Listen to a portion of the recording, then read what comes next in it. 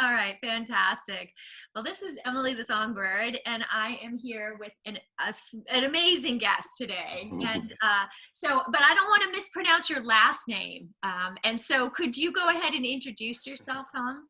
Sure. I'm Thomas Elsner is how you pronounce the last name. Okay. And I'm a Jungian analyst and a psychoanalyst here in Santa Barbara. Used to teach at Pacifica Graduate Institute for years. And I have an interest in music, which I think is what we're going to be talking about mostly today. And I'm sure we'll get more into that. I just wanted to say at the start, Emily, thank you for writing this amazing article that you just wrote about your experience with music, synchronicities with music, dreams around music, that will be published in the journal Psychological Perspectives, which is published through the Jung Institute in Los Angeles soon. I don't know when, but in the next 6-8 months, I would imagine. Yeah.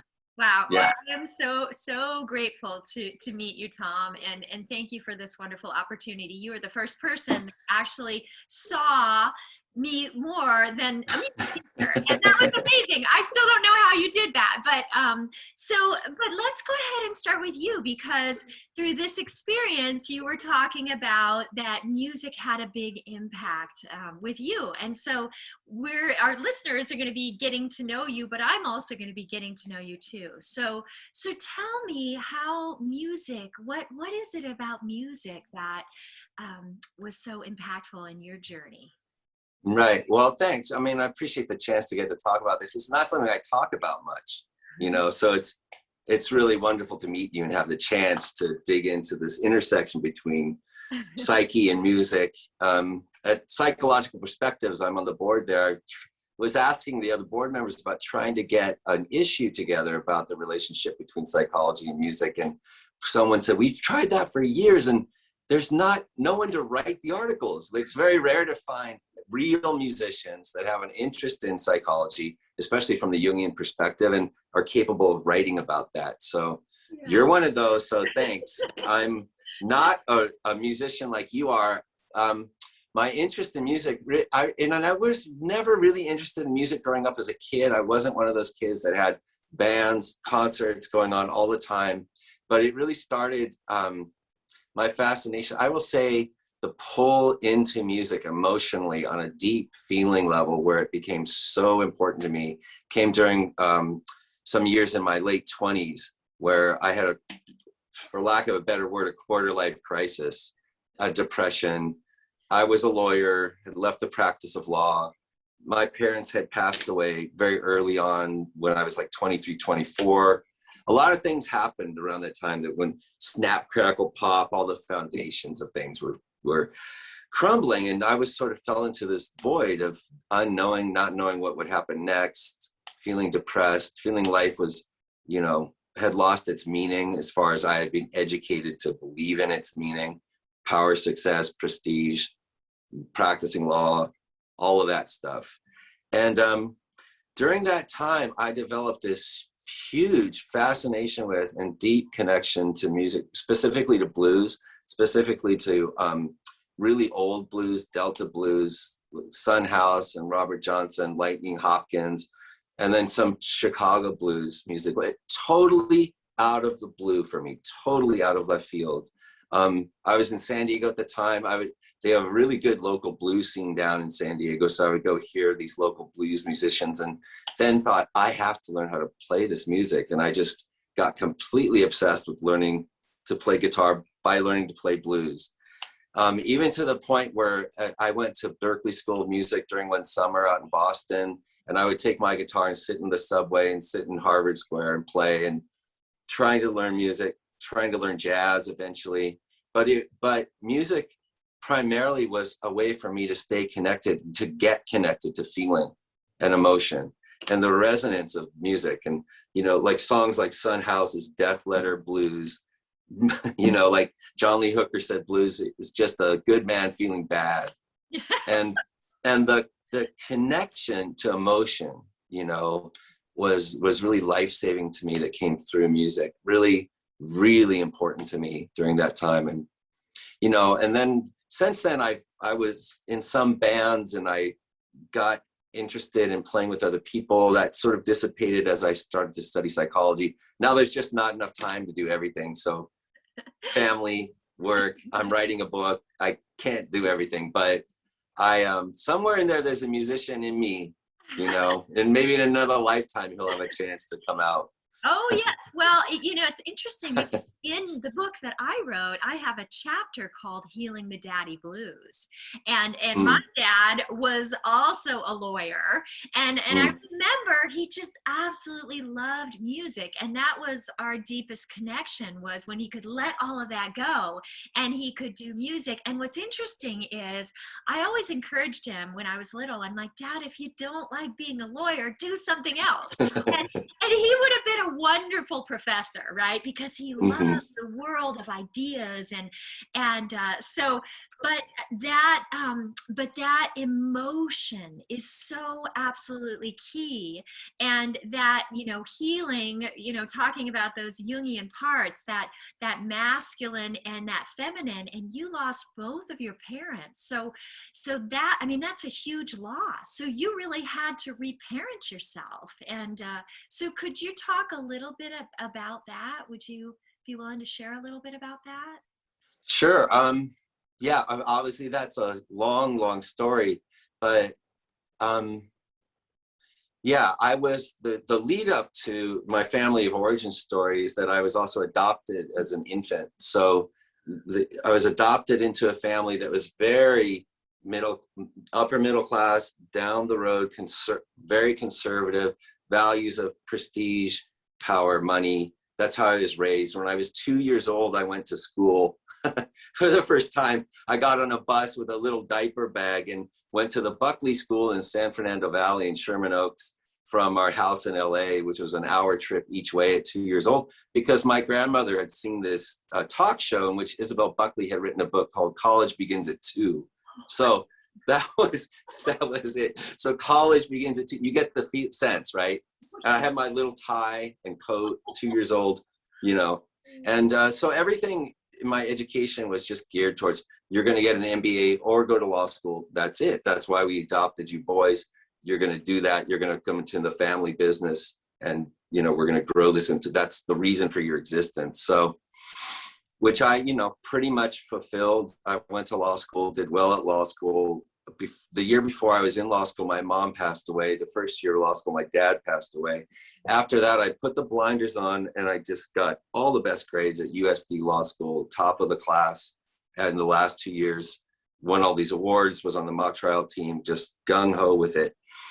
And then, then I remember law school graduation, winning all these awards, and this cold breeze sort of blowing through my psyche, saying, well, you only did this for your parents. They're not even here anymore. And so there's a huge crisis of meaning that I practiced law for a couple years, but basically the bottom fell out in terms of the meaning of it. And that wasn't an intellectual experience. That was an emotional, just deadness, complete deadness. Other things were going on too in my life. But yeah, that was the context in which I started to listen to music. And I think it was, in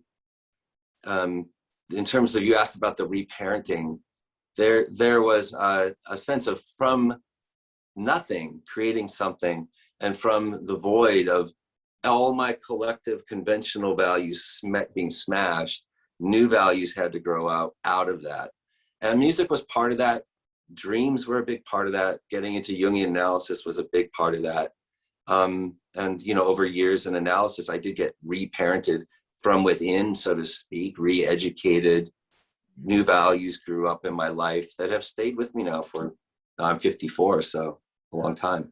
Amazing. Yeah. Amazing. Well, we definitely have synchronicity with that, because that happened in my 20s too. I became a teacher, and writing was my passion. That's how I expressed my emotion, but I didn't really know where to go with it. And so then I became a teacher, and I was teaching all these at-risk high school students.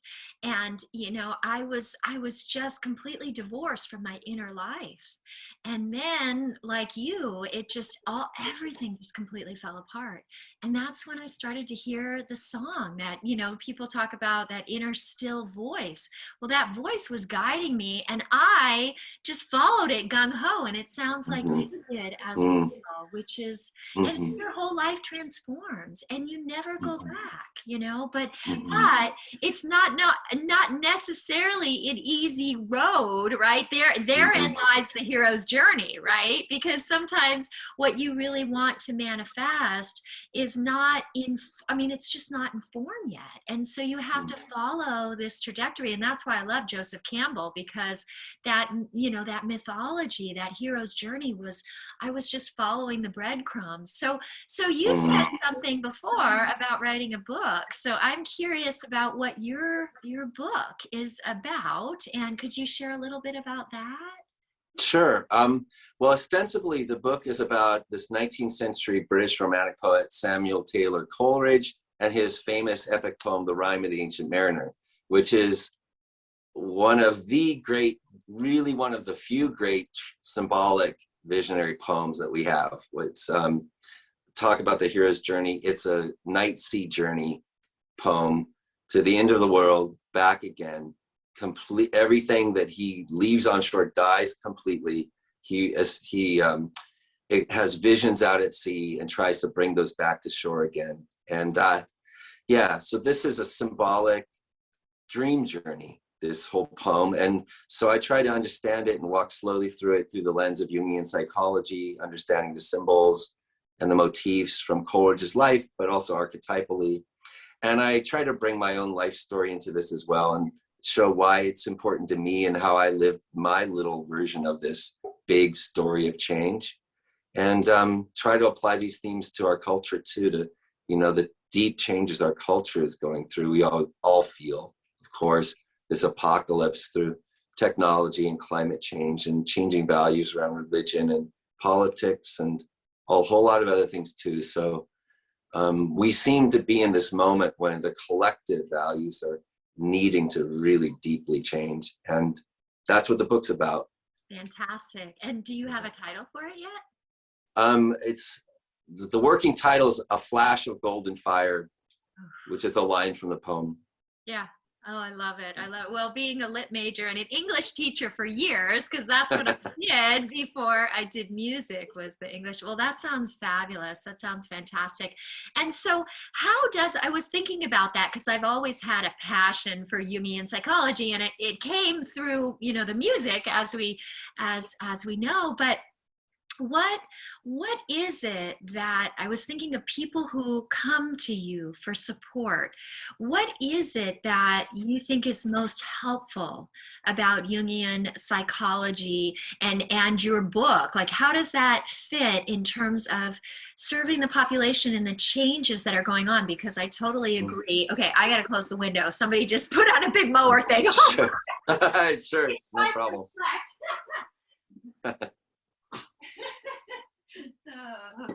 Speaking of changes, cataclysmic changes.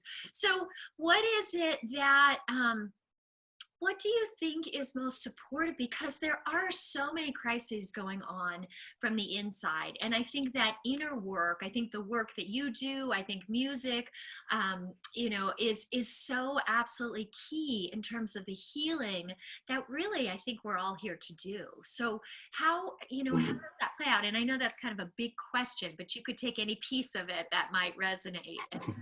It's a great question. It's the question, you know, in terms of psychotherapy and Jungian psychology. So it's huge. Yeah. But I would say if you start with music, you know, the experience for me that I had with music when I was in a really dark time was that I'm not alone. It felt like I was, but through music, I realized, oh, other people have felt this way, yes, you know, and expressed their feelings this way. Yeah. So that was one big experience for me that was very important. I think very important in psychotherapy, especially when we're going through dark times. You're not alone. Other people have lived through dark times. And here are some of the symbols and experiences and motifs that they've experienced through that journey. And they've come through it, and they've come through it transformed. Yeah. And, you know, and so in Jungian psychology, we definitely will look at people's dreams and see what symbols are constellated in their unconscious that might light the way when consciously it's just a dead end, Yeah. you know. Yeah. And we could talk forever about that, but that's the Yeah, absolutely. short answer. Yeah. So how about for you? Have there been any pivotal dreams that you've had that you just kept following that guidance in the I remember when I was living in the Dominican Republic when I was publishing my book, and it was such an interesting journey to publish the book because I was so scared to publish it, but I reached out to somebody to help coach me through it, and she had a travel writing business, and so then in the midst of publishing the book, I became a travel writer, and I ended up in the Dominican Republic, and I wanted to stay there forever, but I remember I had this booming dream. It was at night, and this woman's voice came on there, and she said, "You must go back to Santa Barbara." And so I couldn't go against that voice. I knew I had done that before. And so, and something with dreams that's so interesting is some of it just seems like complete trash and nightmares and things that happen. It's like, sorting through that is a really big process. So have there ever, been those dreams where you're like, okay, I'm following this no matter how crazy it seems, but it came to me in my dreams? Yeah, thank you. That's great question too. There's been many of those. Yeah, many of those. Yeah. Jung said once, the dream is the friend of those who are no longer contained in the collective beliefs and so feel isolated.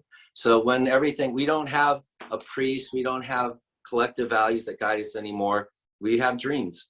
So often it's through necessity that we're forced to look into our inner self to find guidance, because there isn't any outside. We feel lost in the dark. So there's been many, many, many dreams for me. That's just my interest in psychology came through dreams. I'll tell you one that was really central when I was at the start of my process.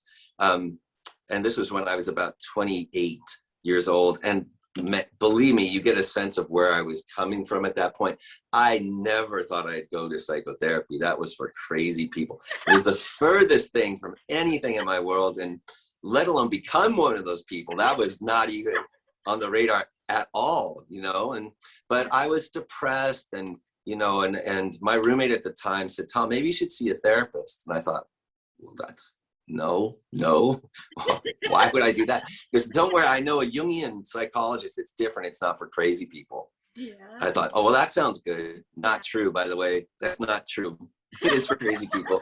But I went to this woman, and she asked me if I had any dreams, and I had no idea why she was asking. But yeah, I was having a lot of deep dreams, and one of them was that I was with an unknown woman in the dream in an art gallery, and this woman was showing me all these paintings that were on the walls of the art gallery, and there was one in particular that was the most important painting. And we were looking at this together, and it was in the painting, there was two hands approaching from opposite sides of the painting.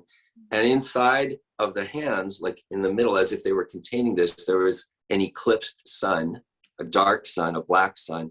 And in the middle of that, there was a heart, the organ, a heart. And at the time, I woke up from that and I painted the dream, which I had never painted anything before, but I painted it because in the dream, it was a painting. So I thought, well, I'll make this painting, and I took it to the therapist, and we sort of ruminated about it a little bit. But I didn't understand it. But I remember at the time, I thought, well, maybe there's something. When I painted it, by the way, the heart looks like an embryo. So it was sort of this motif, heart and embryo. And I thought maybe there could be something like a new birth or something of the heart involved in all this darkness. It was just this possibility, that meant a lot. It meant a lot to me. I just glommed onto that. And it was also this experience for me of dreams speaking this language that I don't understand, but turns out to be meaningful, and in the years to come, through Jungian psychology, Jung's work on alchemy, a lot of these archetypal motifs, the eclipsed sun, for instance, is a huge symbol in alchemy, is the start of the work. The alchemist said, rejoice when your matter turns black, for that's the start of the work. Often they compare the black sun to a pregnancy, an incubation, literally. So this was my first experience of literally these symbols that other people also had experienced were appearing in my dreams. And that was so meaningful and important to me that I just, you know, it sort of saved my life. And at the same time was an important discovery that I wanted to pursue, you know, further, both at once. And since there's been so many That's amazing. dreams. That Yeah. is so amazing. Well, what's interesting is when I received the email the next day that the article was going to be published, the dream that I had, I told you I had an archetypal dream. It was about artwork, and I don't remember the exact, the exact painting or anything in there. But it's interesting that you say that, because that was coming to me, was this archetypal nature of the symbols, and that's, I mean, for me, it's really the correlation of the archetypes, which I have people in my book, they draw those archetypes out, and then the music. So it's giving voice to, to those parts of yourself, those fragmented parts of yourself, and dialoguing with them. But the other piece that's really interesting about what you're sharing is by the drawings and the art, it's that whole opening up of the collective unconscious, right? Because to me, it was the creative process that dropped me into the Jungian process, right? It was like creativity. And so, but I think regardless, you're swimming in this sea of creativity, and in that sea is the collective, all those archetypes that we draw out of, right? And archetypes. So I think that's, and going back to your book and all of that journey of the sea and the unconscious, right? Going into that unconscious realm. So that's fascinating. And I'm so excited because people, when I started teaching at the first music store, they would call me the music psychologist, right? They'd be like, and I have no degree in psychology, for sure. That's fascinating. Yeah. That's what I would always, when people would come in the room, because in the beginning, I didn't have the musical skills. All I had was a passion, and I had music bubbling up inside of me. And I had a lot of reading about Jungian psychology and all sorts of stuff in that realm.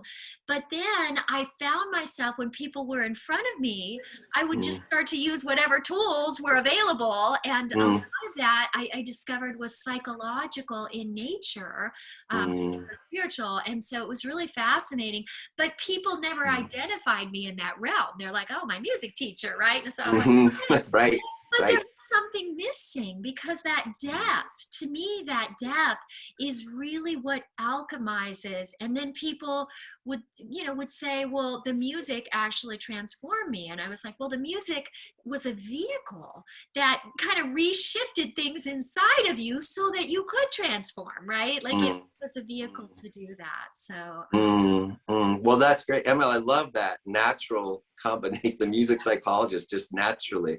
Yeah, there's been so much. I mean, there's a fantastic jazz guitarist named Alex Sill, who also wrote an article on psychology and music that'll be in the same journal as your article. And I'm trying to find more musicians that can make those connections. And it's very rare to do.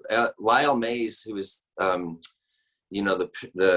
pianist for Pat Metheny, was one of the mentors of Alex, and they developed a relationship, and Lyle thought a lot about Jung, actually, and but it's very rare to have musicians tune into the psychological reality of what's happening. We get so fascinated with music, we get so drawn in, the goosebumps happen, we get transported, the things speak to us in so many different ways through music. A lot of what's going on in dreams is akin to what's going on when you really fall into a musical reverie and let it speak with you, to you. There's deep archetypal motifs through that art form that are neglected. We haven't talked a lot about that, known much about it. So yes. Well, I'm so excited about that, because when I work with people, oftentimes that music, so a lot of people want to learn to play the guitar, right? And they're like, like I have this man recently who's been playing. He's in his late 60s. He's carried around his guitar since he was like 6 or 7 years old, right? And so then he pulled out, and he was talking about all the people that he knew, famous people, and he has this wonderful voice, perfect on pitch voice. And I said, well, why don't you play something for me? And he pulled out his guitar, and he was kind of stumbling around with it, right? And so, and I see this all the time, is that, and then we get into the, the archetype of the perfectionist and the critic, and all this kind of stuff start to play out. But what I discovered through my own journey is that the key piece is finding your song or your musical essence. And so a lot of people, like when you talk about that embryo and that heart, like to me, that is the center of your being, and that all music flows from that. So, the instrument that you play is an extension of who you are, but your musical essence is, it's finding that, because a lot of, well, I play a little bit of this song and a little bit of this song and this and that, and it's that fragmented self. And so to find the wholeness and the union of that is really key. And I was doing that. And even as a teacher, I have done that, where it's like I didn't even know my own repertoire of songs. And so I think it is very akin to the individuation process, where people have fragments. Well, I can play a little of this, and I like this, and I like this, and I like, and so it's very interesting and reflective of that Jungian piece. And that's why when I hear people, I go, oh, well, let me hear you play, because I want to hear.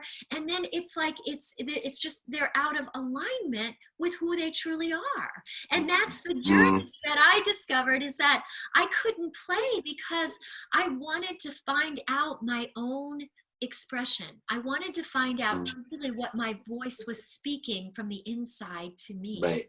Right. Right. Beautifully said. Yeah, I couldn't agree more. And that's amazing, the parallel to the individuation process, which is just letting ourselves be what we are. Just that's it. Simple as that, as complex as that. Yeah. But, coming from being interested in guitar primarily and playing guitar, I knew that, like, there's certain guitar players that have that going on, where they literally play one note and you know who it is. Yes. You know who it is. And they're not trying to be anyone else. No. And they have that. Carlos Santana plays one note. It's Carlos Santana. B.B. King is like that. Stevie Ray Vaughan is like that for me. Miles Davis, people from other, genres and other kinds of instruments. But that's the thing that, it's hard to do. It takes a long time to be able to do that. And a lot of imitation along the way, and a lot of imitating your heroes along the way. And then, I remember what a jazz musician in San Diego that was great, Peter Sprague, fantastic A++ jazz guitarist in San Diego, transcribed Chick Corea's music. He was just played with all the best jazz people. Amazing, and he told me once he was taking a lesson with Pat Metheny, and Pat Metheny said, why do you play so much like Joe Pass? You're just like classical, with the bass lines and jazz. How's jazz supposed to sound?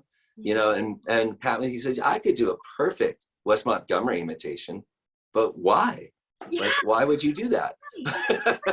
Yes, and I love what you said about, because in writing songs, well, you said a lot, but in writing songs, there's the song, there's the ghost songs, where you write them in the structure. That's how I learned guitar, is that I would learn whatever was challenging me, but then I made it my own, so that I could learn that passage. And then there was something else you were saying that just honed in, and I forgot it, but there was so much power in everything you're saying, but it's really a fascinating journey, because I know what it was. It was, have you ever read the book The Zen of Guitar? Do you know the book? No, I don't know it. Put on your, read it when you're on the plane to Colorado, because Okay. it's amazing. And I actually use the quote in the beginning of my book. This guy lived, Philip Toshio Sudo is the author. He lived until his early 40s, and he did the Zen of guitar, the Zen of, there was a couple of Zen books he did, and then he developed cancer and he died very quickly after all of this got published. And I found him, but he talks about that one note, because within that one note is all notes, right? All music. And so when you hone in, and he says exactly what you're talking about, when you just, if it's one note that you do, you make it yours. You play that note and you own that note, right? And so the whole book is, it's not about specifics about playing the guitar, it's the philosophy of it. And he uses the martial arts analogy, and talks about starting at the beginner's mind and the white belt. And then when you get to the black belt, you clear it away and you start again with that beginner's mind. And he played in subways for years. And I recently tried to find everything I could on him. And there were these tiny little clips of interviews with him, even as he was dying. And it was just so profound, the wisdom in this one tiny book, because a lot of people think that playing the guitar is the instrument on the outside, but it's not. It's about shooting your essence through the instrument so that you really are expressing and aligning with the truth of who you are. It's really a beautiful book. So I would highly recommend it. So great. What a great process. I mean, there's so much along the way. I mean, you got to learn scales. You got to make your fingers work right. You got, you know, you might not have a good ear. You might have a good ear. And you might think, a lot of people in this process, this is probably, you can let me know if this is experience, but a lot of us, right, wish we were someone else. Like, oh, whatever's coming out of me, that's not good enough. I wish I was this other thing, you know? Yes. And you got to work through all that, right? You do. And in one song that I wrote, I said, all that I've ever wanted was to be me, right? Because this whole, I never liked dressing up in Halloween because all I wanted to be was me, but I didn't know who I was, right? And so that's what I find. And it's like, it's this really unique kind of paradox, because you need to learn it, right? Like you said, the scales and all that stuff. And it's really fun, right? Music is so fun, the patterns of it. But then you got to take it and make it your own. And you got to own it, whatever that is. And I think that's a huge struggle. And a lot of times when people come into my coaching program, that's what happens is, oh, you know, you either get two things. Oh, I'm not good enough, I could never do it, which is really underlying the whole thing. Or, yeah, I already got this down, right? I can do this. I played guitar for years, right? And so somewhere in the middle path is your truth. And I think that's what I'm just finally starting to discover is like, you know what? I don't want to be anybody else. And I do want to continue to learn and grow. I am starting to play these jazz standards and I'm loving it. I do chord melodies. There's this wonderful gal on YouTube that I'm following. And eventually I'm going to get the courage to actually perform. Right now, they're still in my bedroom, right? Yeah. Yeah. So, no, that's, I know, that's wonderful. Yeah. And there's so much, I would say, archetypal beauty in music. If you think of chord melodies and all the, just what is going on with intervals and sixths are a certain feeling, and tenths are a beautiful feeling. And the flat fifth is the devil's interval. And it's, I mean, there's emotionally, there's such a rainbow of emotionally toned archetypal realities that is playing through music all the time. Absolutely. And you know, how are we tuned to those, and how do those flow through us in a specific way or not? And who we are, right, certainly from the perspective of the unconscious, is so much more than who we think we are and what we know about ourselves consciously. So our voice is this voice from the dream too. It's this archetypal voice often, and it's not just my ego voice. And that's where people are playing music, you feel that. That's You right. really do. Yeah. Yes, exactly. And that's the whole thing, of course, that, archetypal death of the ego, right? The birth of, I have in my book, it's like it goes through that death of the ego and then the birth of the muse. So it's not, because musician has this whole connotation like, oh, I'm not a musician, right? Right. It comes from the word muse, and we play music, right? So it's about playing. There's a playfulness about it. So a lot of times we get stuck under that mythology of the musician, right? The mastery of it. But underneath that is a muse. And so we have to be able to flow with the muse, whether we're, sitting in the quiet spaces of our bedroom or we're performing. And Right. I'm beginning that journey of getting out and performing. And whoa, when I hit those moments, they're just peak experience and they're connective, right? My whole thing with music is I didn't want to be alone with it. I really wanted it to be a vehicle of communication. And I think that isolation is such a huge thing. There's so many musicians. I remember when I started at the music store, I was teaching amongst really amazing musicians.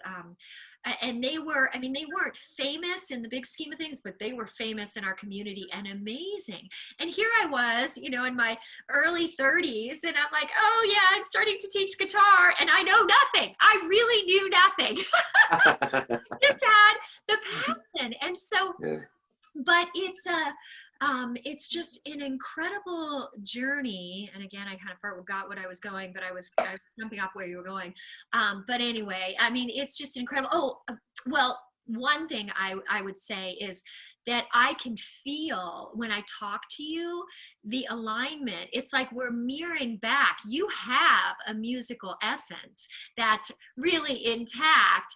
And so I have the outer role of the musician, and you have the outer role of the psychotherapist, and the inner role is my psychotherapist part of me, and the inner is your music. Like, you speak the language of music. So it's very interesting to work together in this, because there are a lot of things that you're saying musically that I'm like, oh, it's so amazing how sound can heal, how those vibrations. I was told once by one of my teachers that, the universe vibrates at a B flat, right?